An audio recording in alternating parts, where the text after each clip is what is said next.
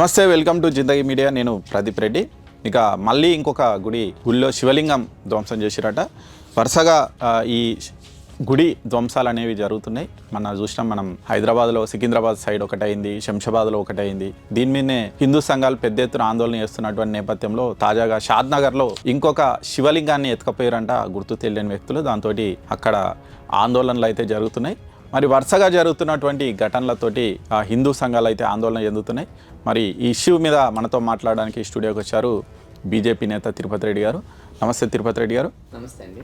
అసలు ఏంటి అంటే గతంలో ఎప్పుడు ఇలాంటి సంఘటనలు లేవు, వరుసగా ఈ హిందూ దేవాలయాల మీద దాడులు జరుగుతున్నాయి. దీని వెనుక ఎవరుండొచ్చు, అసలు ఏంటి, అసలు ఎందుకు జరుగుతుండొచ్చు? కానీ ఇప్పుడు మనం గత 10 ఏళ్లలో చూసాం, అంతకన్నా ముందు కూడా చూస్తున్నాం. అక్కడక్కడ అలా చిల్లర మల్లర ఎప్పుడన్నా జరుగుతుండొచ్చు. కానీ కాంగ్రెస్ గవర్నమెంట్ ఏర్పడ్డ తర్వాత వరుసగా దాడులు జరుగుతున్నాయి. అదే వరుసగా అవుతున్నాయి. హైదరాబాద్లో జరిగింది, ముత్యాలమ్మ టెంపుల్ పైన జరిగింది, శంషాబాద్లో జరిగింది, ఇప్పుడు షాద్నగర్లో జరిగింది. అంటే ఈ వరుస సంఘటనలను చూస్తుంటే గవర్నమెంట్ మారిన తర్వాత ఈ వరుస అంటే ఇవి బయటకు వచ్చినవే, బయటికి రానివి ఇంకా చాలా ఉండొచ్చు మేబీ. ఓకే, ఇవి మనం మీడియాలో చూస్తున్నటువంటి, పత్రికలలో చూస్తున్నటువంటి సంఘటనలు మనం చూస్తున్నాం. కానీ మీడియాకి తెలియకుండా జరుగుతున్న సంఘటనలు కానీ చాలా ఉండే అవకాశం ఉంది. ఇక్కడ 2 కోణాలు.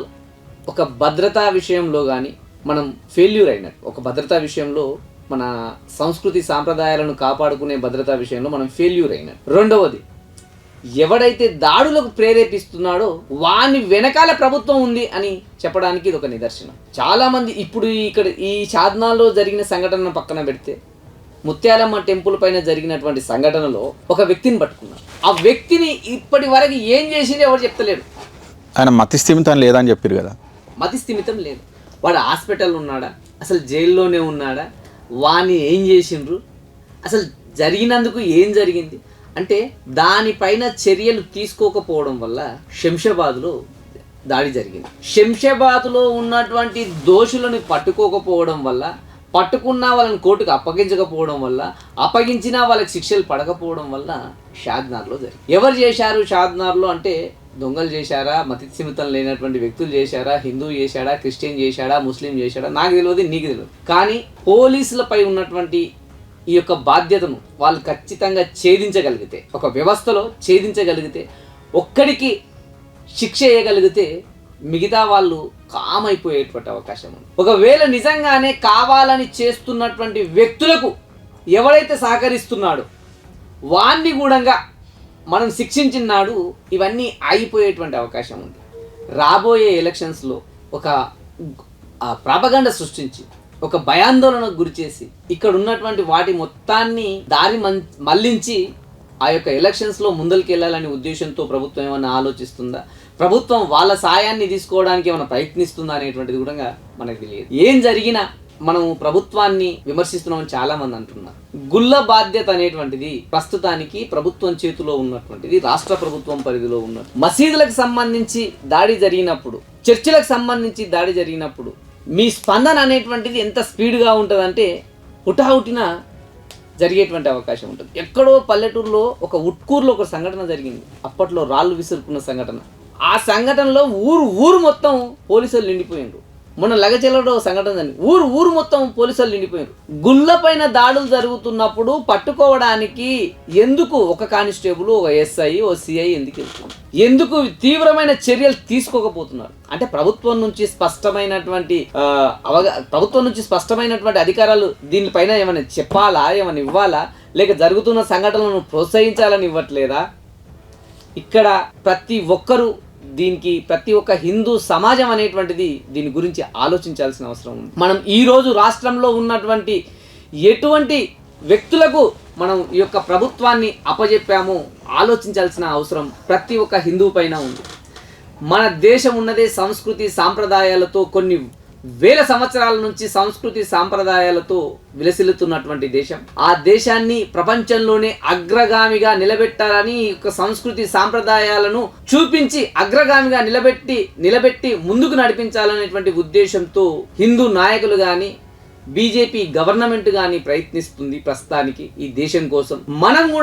మనం ఎన్నుకునేటప్పుడు ఎటువంటి వ్యక్తులను ఎన్నుకుంటున్నాము, ఎవరికి అండదండగా ఉండేటువంటి వ్యక్తులను ఎన్నుకుంటున్నాము అనేటువంటి విషయాన్ని ఆలోచించి, ఒకవేళ నిజంగానే బీజేపీ గవర్నమెంట్ తెలంగాణ రాష్ట్రంలో ఉంటే ఇటువంటి దాడులు జరుగుతున్నాయా అని ఆత్మ విమర్శ చేసుకోవాలని ప్రతి ఒక్క హిందువుని నేను అడుగుతున్నాను. ఈ రోజు కాంగ్రెస్ గవర్నమెంట్ వచ్చింది కాబట్టే వాడు ఈ దాడులకు పాల్పడుతున్నారు. నేను ఇప్పుడు చార్నాలో జరిగినటువంటి సంఘటన గురించి మాట్లాడట్లేదు. ముత్యాలమ్మ టెంపుల్ పైన జరిగినటువంటి అంత దౌర్జన్యంగా అంత నీచంగా చేసినటువంటి దాన్ని కూడా ఇప్పటికీ మర్చిపోయి యథార్థంగా మనం నిద్రపోతున్నాం ఇంట్లో. అసలు వాడు ఏమైండు, ఏం చేసిండు, వాడిని జైలుకు పంపించిరా, ఇంటికి పంపించిరా, వానికి పిచ్చిలేస్తే పిచ్చాసుపత్రికి పంపించిరా అనేటువంటి తెలుపలేంటారు.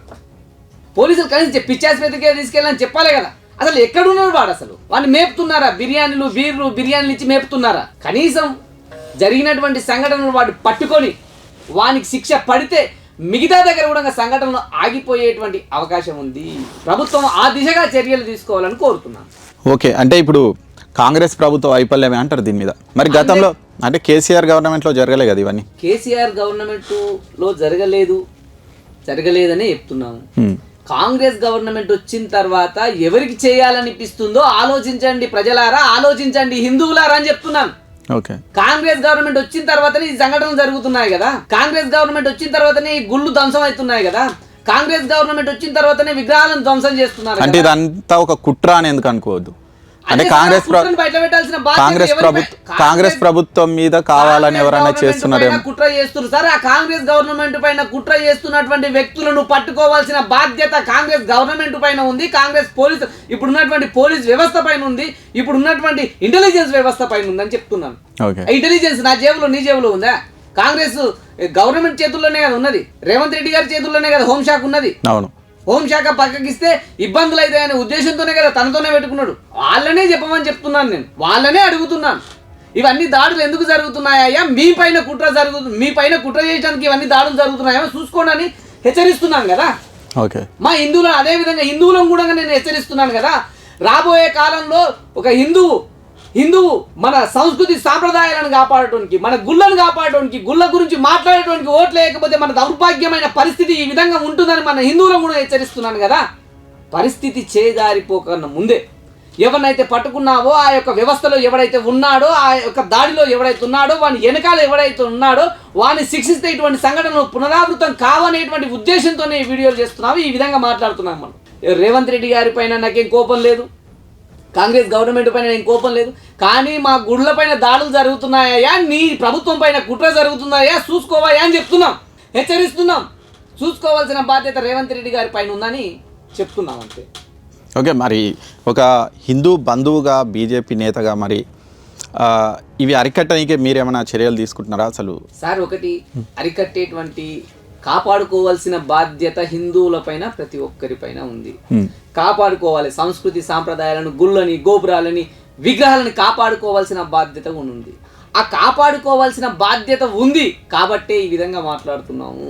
ఈ కుట్రలలో భాగం ఎవడైతే ఉన్నాడో వాడిని అరెస్ట్ చేయమని కోరుతున్నాము, అరెస్ట్ చేయమని హెచ్చరిస్తున్నాము. అరెస్ట్ చేయకపోతే తీవ్ర పరిణామాలు ఎదుర్కోవాల్సి వస్తుంది. ఈ రాష్ట్రంలో అల్లకల్లోలు సృష్టించడానికి ఎవడో ఒకడు ప్రయత్నిస్తున్నాడు. ఆ ప్రయత్నించే వాడిని అన్నదమ్ములుగా ఉన్నటువంటి తెలంగాణ రాష్ట్రంలో సకల కులాలు, సకల మతాలు అందరూ సంతోషంగా ఉండాలనేటువంటి ఉద్దేశంతోనే వీళ్ళందరూ సంతోషంగా ఉండాలంటే ఆ ప్రయత్నాలు చేస్తున్నటువంటి అల్లకల్లాలు సృష్టించడానికి ప్రయత్నాలు చేస్తున్నటువంటి వ్యక్తులను గుర్తించి వాళ్ళని శిక్షించాలని చెప్తున్నాను.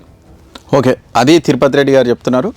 ఈ కుట్ర వెనుక ఎవరున్నారు ఒకసారి కనుక్కోవాలి. అంతేకాకుండా హిందువులు మేల్కోవాలి, మేల్కోకపోతే ఇలాంటి దాడులు ఇంకా జరగవచ్చు. మనం ఐక్యంగా ఉంటేనే ఇవన్నీ ఎదుర్కోవచ్చు అని చెప్తున్నారు తిరుపతి రెడ్డి గారు. అదేవిధంగా ప్రభుత్వం మీద మరి కుట్ర జరుగుతుందన్న అనుమానాలు ఉంటే ఆ కుట్రదారులు ఎవరో కూడా బయట పెట్టాల్సినటువంటి బాధ్యత ప్రభుత్వం మీదనే ఉందని కూడా చెప్తున్నారు. అది ఈరోజు discussion. Thank you Tirupati Reddy గారు. Thank you.